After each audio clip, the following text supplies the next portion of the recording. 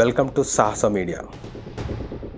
Air India విమానం 171 June 12న అహ్మదాబాద్లో takeoff అయిన కొద్దిసేపటికే కూలిపోయి దాదాపు ఒక నెల గడిచింది. అయినప్పటికీ భారతీయ అధికారులు న్యూఢిల్లీలో జరుగుతున్న బ్లాక్ బాక్స్ విశ్లేషణపై ఎలాంటి అధికారిక ప్రకటన చేయలేదు. సీటెల్లోని ఏవియేషన్ ప్రచురణ సంస్థ ది ఎయిర్ కరెంట్ దర్యాప్తుదారులు ఇప్పుడు విమానం యొక్క ఇంజన్ ఫ్యూయల్ కంట్రోల్ స్విచ్లపై దృష్టి సారించారని నివేదించినప్పటికీ ఈ స్విచ్లతో సంబంధించిన అనుచితమైన, అనుకోకుండా జరిగిన లేదా ఉద్దేశపూర్వక చర్యలను ఇంకా తోసిపుచ్చలేదు లేదా నిర్ధారించలేదని నివేదికలో పేర్కొంది.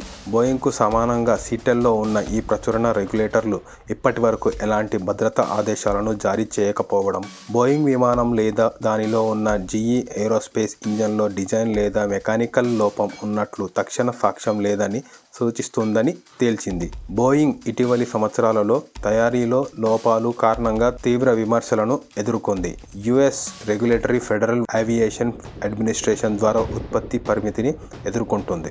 గత విమాన ప్రమాదాలలో సివిల్ ఏవియేషన్ మంత్రిత్వ శాఖ బహుళ నవీకరణలు అందించినట్లుగా ఇప్పుడు ఎలాంటి పబ్లిక్ ప్రకటన లేదా సాంకేతిక సమాచారం లేకపోవడం ఊహాగానాలను మరింత పెంచింది. ఇప్పుడు ఇంజన్ ఫ్యూయల్ కంట్రోల్ స్విచ్ల పనితీరు దర్యాప్తులో కేంద్ర బిందువుగా మారింది. అయితే ఆ స్విచ్లు ఎలా పనిచేశాయో ఓ సీనియర్ కమాండర్ చెప్పారు. 787 కమాండర్ తన పేరు వెల్లడించకూడదని కోరిన వ్యక్తి. ఫ్యూయల్ కంట్రోల్ స్విచ్లు సాధారణంగా 2 ఇంజన్లు విఫలమైన అరుదైన సందర్భంలో మాత్రమే ఉపయోగించబడతాయని వివరించారు. ఈ పరిస్థితిని పైలట్లు కఠినంగా శిక్షణ పొంది నిర్వహిస్తారు. ప్రతి ఇంజన్ అత్యంత వేడిగా ఉంటుందని మరియు సాధారణంగా షట్డౌన్ తర్వాత క్రమంగా చల్లబడుతుందని, కానీ 2 ఇంజన్లు విఫలమైతే అప్పుడు పైలట్లు దాని కొన్ని క్షణాలు ఆపివేసి 1 సెకను వేచి ఉండి మళ్ళీ ప్రారంభించవచ్చు.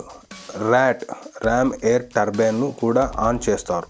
1 సెకను పాటు నొక్కి పట్టుకుంటారు అని ఆయన చెప్పారు. ఇది అత్యవసర పరిస్థితుల్లో కీలకమైన విమాన వ్యవస్థలకు బ్యాకప్ శక్తి మూలంగా పనిచేసే చిన్న విండ్ టర్బైన్ను సూచిస్తుంది. ఈ స్విచ్లు అత్యంత కీలకమైనవి కాబట్టి అవి ఒక డిటెంటెడ్ స్థానంలో ఉంటాయి మరియు వాటిని లాగి కదిలించి మళ్ళీ సరిచేయాల్సి ఉంటుంది. వారు స్విచ్లు ఆఫ్ మరియు ఆన్ చేయబడ్డాయని చర్చిస్తున్నారు, కానీ పైలట్లు మొదటిసారి ఆ చర్య ఎందుకు తీసుకున్నారు అనే ముఖ్యం అని కమాండర్ నొక్కి చెప్పారు. ల్యాండింగ్ గేర్ ట్రబుల్ షూటింగ్ సమయంలో ఎందుకు కిందికి వంగిపోయింది? ఎందుకంటే అది అధిక డ్రాగ్కు కారణమై ఉండవచ్చు. Air India flight 171 commander captain Sumit సబర్వాల్కు మరొక సీనియర్ పైలట్ తన పేరు వెల్లడించకూడదని కోరిన వ్యక్తి. బోయింగ్ 787లో సంభవించిన సాఫ్ట్వేర్ లోపం కారణంగా 2 ఇంజన్లు ఏకకాలంలో విఫలమై ఉండవచ్చని, దీనివల్ల ఎలక్ట్రికల్ బస్సులు పవర్ లేకుండా పోయాయి. ల్యాండింగ్ గేర్ రిట్రాక్షన్ను నియంత్రించే హైడ్రాలిక్ ఎలక్ట్రిక్ పంపులు కీలక సమయంలో అందుబాటులో లేకపోయాయని తాను భావిస్తున్నట్లు చెప్పారు. క్రూ సభ్యులు కీలకమైన నిర్ణయాలు తీసుకోవడానికి చాలా తక్కువ సమయం, టేకాఫ్ తర్వాత కేవలం 38 సెకండ్లు ఉంది. టేకాఫ్ దశ చాలా బిజీగా ఉంటుంది ఎందుకంటే కో-పైలట్ ఇన్స్ట్రుమెంటేషన్ను పర్యవేక్షిస్తూ స్పీడ్లను చదువుతూ ఉంటారు. కెప్టెన్ రన్వే, థ్రొటల్ మరియు విమానం పిచ్పై దృష్టి పెడతారు. ఈ సందర్భంలో కాక్పిట్లో అలారం బిగ్గరగా మోగుతూ ఉంటుంది. మీరు మీ కళ్ళ ముందు మరణాన్ని చూస్తున్నారు, డోంట్ సింక్ వంటి బహుళ హెచ్చరికలు వస్తున్నాయి. ఆ క్షణంలో అతను తన ఎయిర్మెన్షిప్కు తిరిగి వచ్చి ఇంజన్ను మళ్ళీ రీఇగ్నైట్ చేయడానికి ప్రయత్నిస్తాడు. ఇంకా ఏమి కావాలి? అతనికి హ్యాట్స్ ఆఫ్ అని సీనియర్ పైలట్ అన్నారు. నాకు సుమిత్పై నమ్మకం ఉంది. చివరికి సత్యం కేవలం బ్లాక్ బాక్స్ డేటాలోనే ఉందని 2 కమాండర్లు ఒక మాటగా నొక్కి చెప్పారు.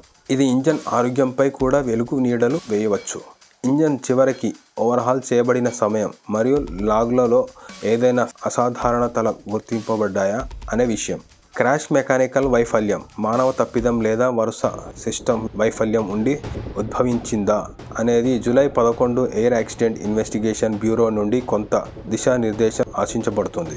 మరియు విమాన ప్రమాదాల స్విస్ చీఫ్ మోడల్ సూచించినట్లుగా విమాన దుర్ఘటనలు చాలా అరుదుగా ఒకే ఒక వైఫల్యం వల్ల సంభవిస్తాయి, కానీ అనేక లోపాలు ఒకదానితో ఒకటి సమలేఖనం అయినప్పుడు మాత్రమే జరుగుతాయి.